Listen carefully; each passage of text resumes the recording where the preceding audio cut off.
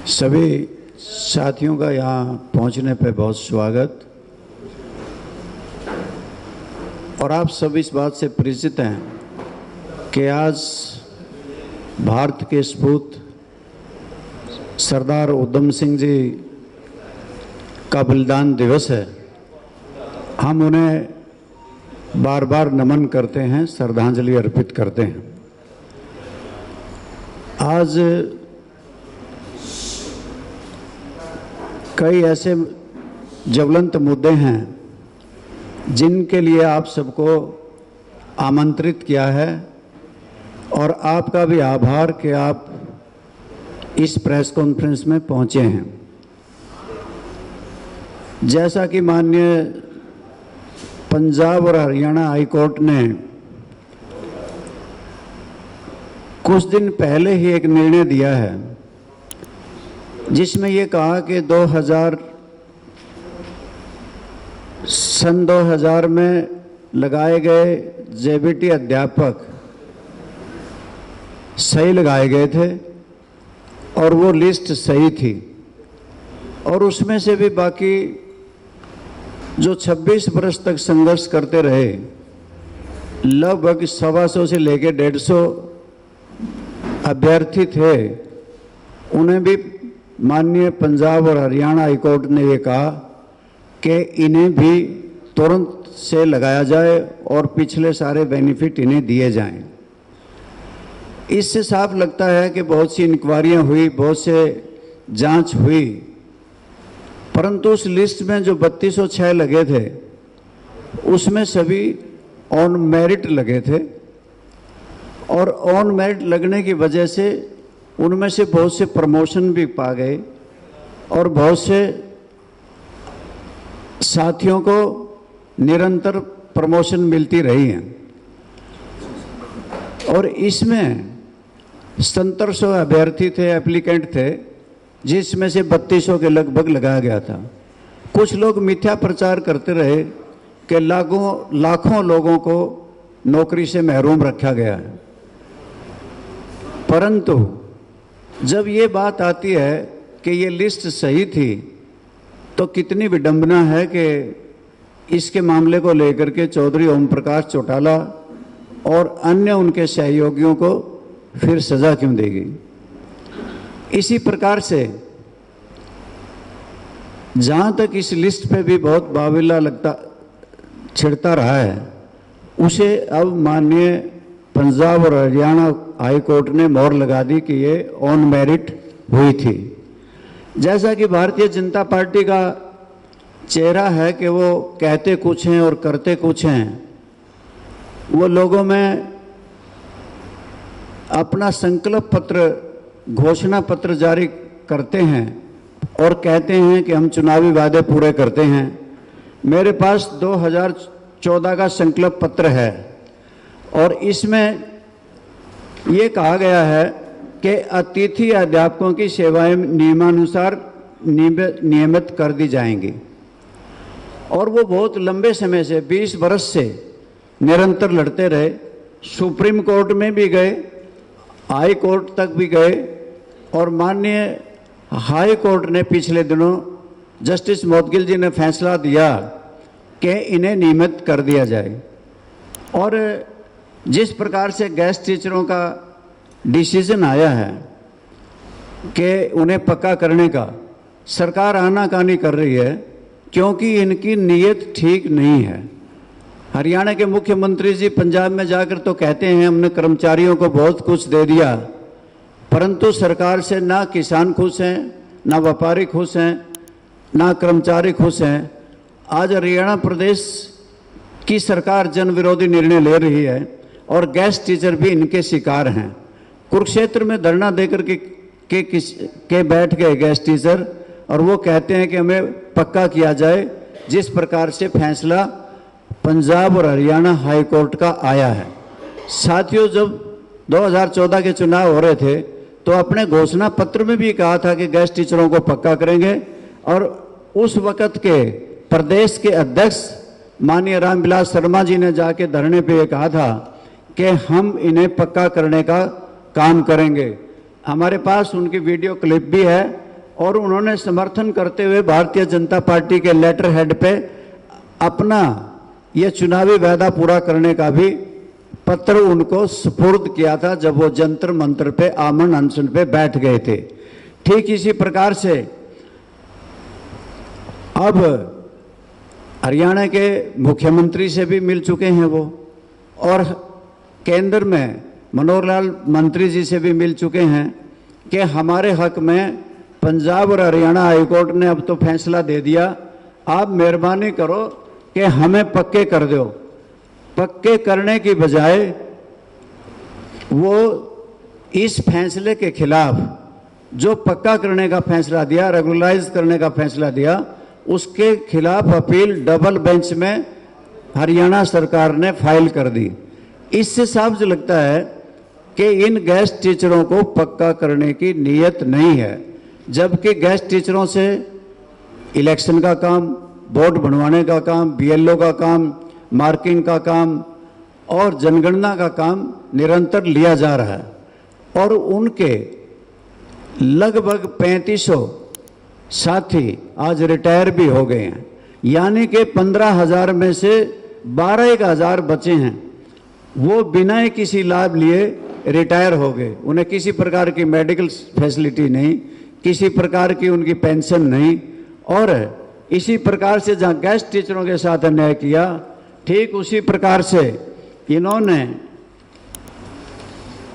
HKRMN जो हरियाणा रोजगार कौशल निगम है, उसके 1,20,000 कर्मचारियों से ये वादा किया था कि हम जॉब सिक्योरिटी देंगे। जॉब सिक्योरिटी का कानून भी 2024 में एक्ट लेकर के विधानसभा में पास भी किया, और एक्ट पास बनाने के बावजूद भी उस पर कोई कार्रवाई नहीं हुई। 1,20,000 जो कच्चे कर्मचारी हैं जो हरियाणा रोजगार कौशल निगम में हैं, वैसे तो ये निगम एक फ्रॉड है, इसमें पिक एंड चूज हो रहा है, भारी घपले और घोटाले हो रहे हैं, जिसकी वजह से इसके डायरेक्टर, इसके बड़े अधिकारी और कर्मचारियों को जेल जाना पड़ा था। ठीक इसी प्रकार से हाई कोर्ट का फैसला 18/4/2026 को आया, नेशनल हेल्थ मिशन में कर्मचारियों को पक्का किया जाए, परंतु आज तक भी कोई किसी प्रकार की कार्रवाई नहीं हुई। समय भी निकल गया, और समय निकलने के बाद वो कंटेम्प्ट ऑफ कोर्ट में भी गए, यानी कि ये सरकार कर्मचारी विरोधी है, जिसकी वजह से कर्मचारियों के आने वाले फैसलों पर किसी भी प्रकार की कार्रवाई नहीं की जा रही। और आप सबको इस बात का पता ही होगा कि पंजाब और हरियाणा हाईकोर्ट में, पंजाब में और हरियाणा में हमारे सारे वकील साथी आज हड़ताल पे हैं। उसका मुख्य कारण ये है कि नए आगंतुक जितने भी नए वकील होते थे, उन्हें हरियाणा में और पंजाब में legal aid defence council system में रखा जाता था। लगभग डिस्ट्रिक्ट कोर्ट में 50-40 वकीलों को पैनल पे रखा जाता था। अब केवल मात्र उनमें से सरकार की मर्जी से या सेशन जज की मर्जी से या अपने मंजूर नज़र लोगों को केवल 5-6 आदमियों को काम दिया जाता है।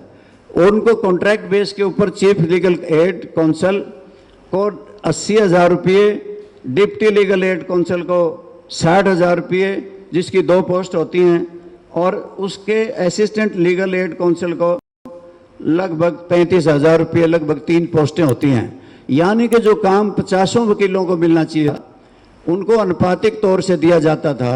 नए वकीलों को जिससे एड मिलती थी और इससे न्याय भी मिलता था लोगों को, उसे बंद करके सरकार ने इस प्रकार का फैसला ले रखा है, जिससे कुछ लोगों को काम दिया गया, जिससे इस प्रदेश और पंजाब प्रदेश के वकील हताश हैं, निराश हैं, हड़ताल पे हैं। हमारी पार्टी उनका समर्थन करती है, उन हड़ताली वकीलों के साथ हम डट करके हैं। ठीक इसी प्रकार से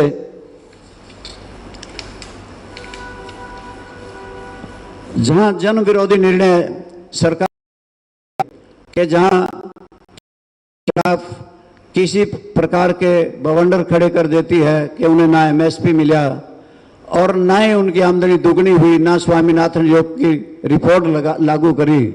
मेरी फसल मेरा ब्यौरा शुरू किया, फसल किसी की ब्यौरा किसी का। और ठीक इसी प्रकार से प्रधानमंत्री फसल बीमा योजना में बीमा कंपनियां मालो माल कर दी, किसान कंगाल कर दिया। बीमा कंपनियों को लाभ पहुंचाने के लिए, बड़ी बड़ी अडानी और अंबानी की कंपनियों को लाभ पहुंचाने के लिए बीमा कंपनियों से बीमे करवाए जाते हैं। सरकारी कंपनी कोई भी अभी तक खड़ी नहीं की गई। इसी प्रकार से हरियाणा प्रदेश की जनता पे प्रॉपर्टी टैक्स लाद दिया गया। प्रॉपर्टी टैक्स पहले हाउस टैक्स के रूप में होता था, फिर प्रॉपर्टी टैक्स लगाया गया। अब उसको 2013 की पद्धति को बदल के कलेक्टर रेट से जोड़ दिया गया। और कलेक्टर रेट से जोड़ने की वजह से जो जो कलेक्टर रेट बढ़ेगा उसी रेशो के साथ हमारे ऊपर टैक्स बढ़ता चला जाएगा। और फ्लोर रेट टैक्स भी लगाया गया।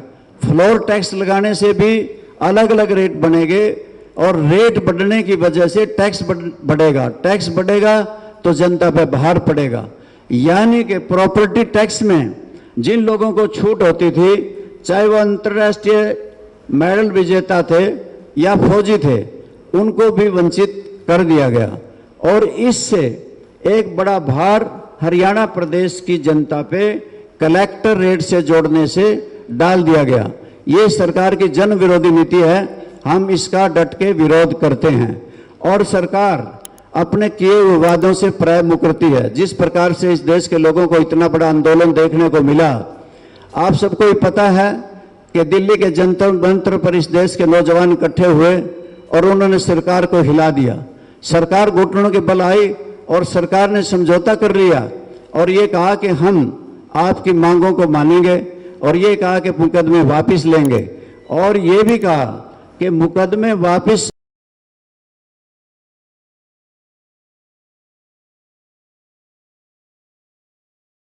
लगाई जा रही हैं। कहते हैं कि हम पिछला रिकॉर्ड देखेंगे, अपराधियों को नहीं छोड़ेंगे, और गिरफ्तारियां भी निरंतर जारी हैं। ना ही मुकदमे वापस लिए, ना ही किसी को रिहा किया। और सरकार ये देख रही है कि कोई अगला आंदोलन तैयार होगा या नहीं होगा। आज आपको इन बिंदुओं पे चर्चा करने के लिए बुलाया था। आप सबका धन्यवाद। ये प्रॉपर्टी टैक्स के मुद्दे पर कोई इनेलो की तरफ से कोई आंदोलन, कोई एजुकेशन, कोई है? पहले तो हम यही सोच रहे हैं कि सरकार राह रासत पे आ जाएगी, नहीं तो हम अपने पार्टी की मीटिंग में इस बात का निर्णय करेंगे, जन जागरण करेंगे। 9 अगस्त 1942 को बापू देश के महात्मा गांधी ने आंदोलन शुरू किया था, भारत छोड़ो आंदोलन शुरू करेंगे। हमारे हरियाणा प्रदेश के हर हलके में प्रोग्राम होगा। चौधरी देवीलाल जयंती के लिए निमंत्रण देकर के आएंगे और सरकार की जन विरोधी नीतियों का पर्दाफाश करके जनता में आएंगे। और एक निर्णय इस मामले को लेकर के भी हम सारी पार्टी के बड़े विमर्श करके कार्यकर्ताओं से विचार विमर्श करके अगली रणनीति बनाएंगे। एक आप बता रहे हो कि जेपीटी को जो टीचर थे 3206 पहले डिबल लगे हैं जी, आपने एक बात बोली थी 3206